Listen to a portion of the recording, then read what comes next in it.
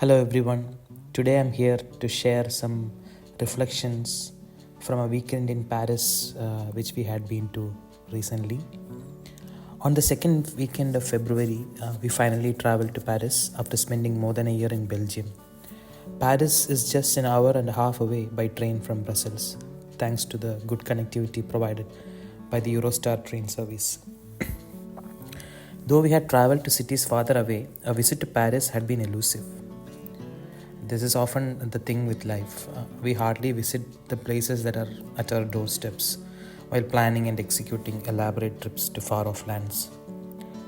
For someone born and brought up in Trivandrum, Kerala, India, I am yet to strike off those mandatory visits to Thekedi, Varkala, etc.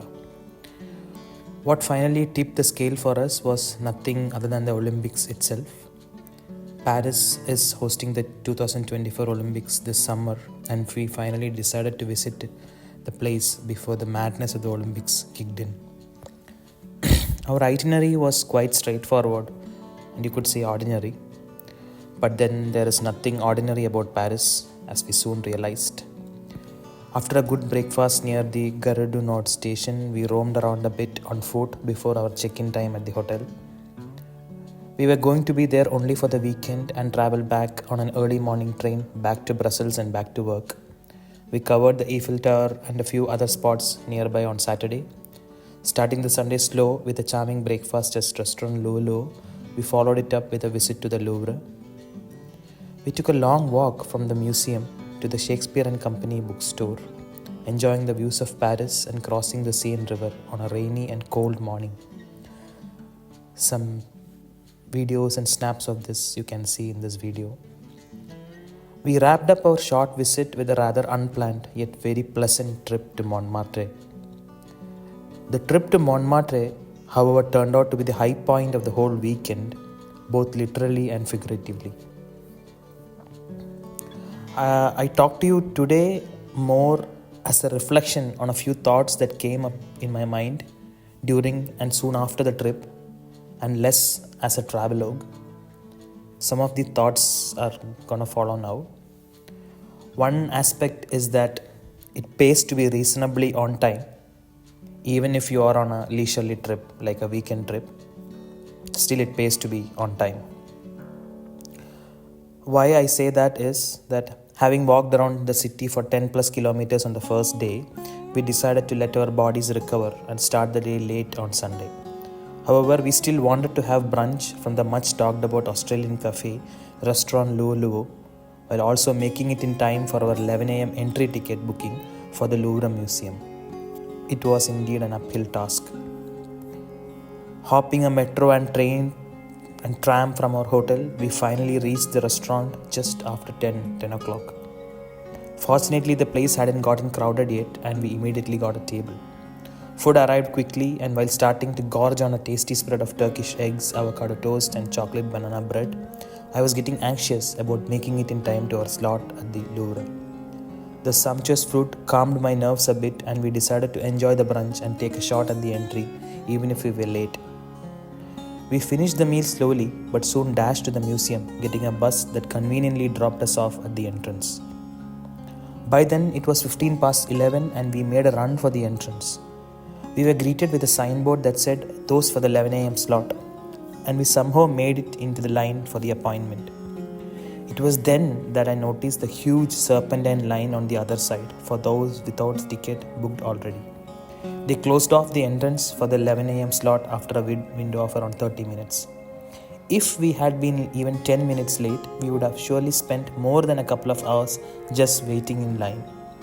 They were indeed serious about the booking time, we realized. We spent a good 4 hours inside the museum, but still would have seen only 10% of the marvelous exhibits on display. The place indeed needs a couple of full weekends to fully do justice to the visit. We just managed to salvage what we could.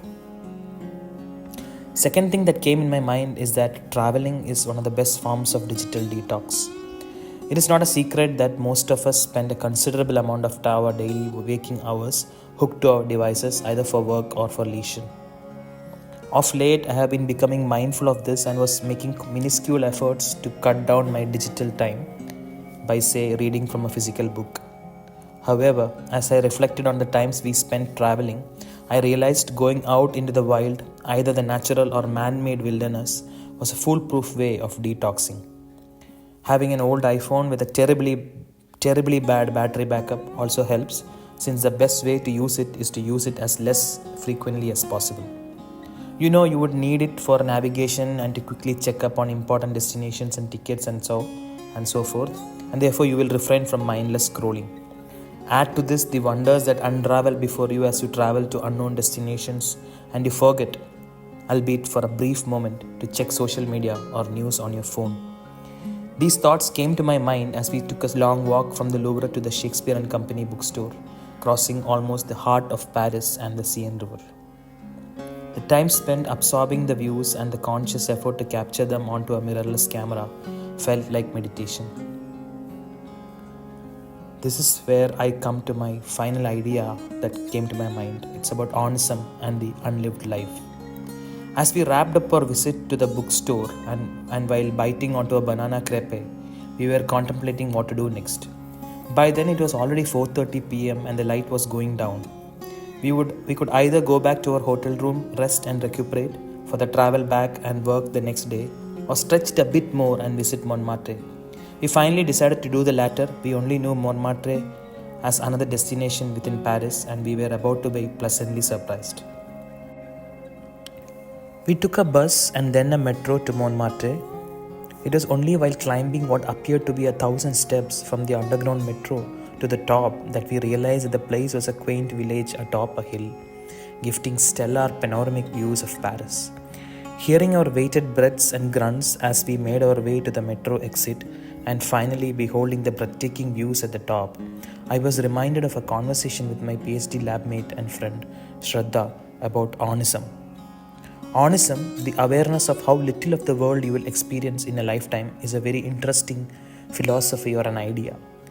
We were discussing the many lives we get to live through the books we read, while also pondering over the fact that there are many we would never end up reading and many experiences we would never have. It was then that she introduced me to the philosophy of Onism. Had we decided not to come to Montmartre, we would by a fair chance have never experienced the beauty and the wonder of the place. But then that's life. On the other end of this spectrum of ideas is a thought process of the unlived life. While it is indeed a truth to accept that with this limited life, there is only so much that you can experience, there is also the sum total of lost opportunities and chances we did not take about how our life could have been or would have turned out.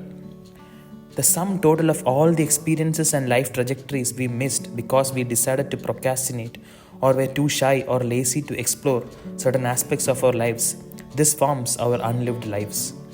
I had been planning to write quite extensively on some platforms since 2020. In the end, I ended up writing only less than 5 pieces. Writing is like meditation to me, and yet I did not do it, and 3 years just flew by. This constitutes a part of my unlived life, which I have now decided to live a little.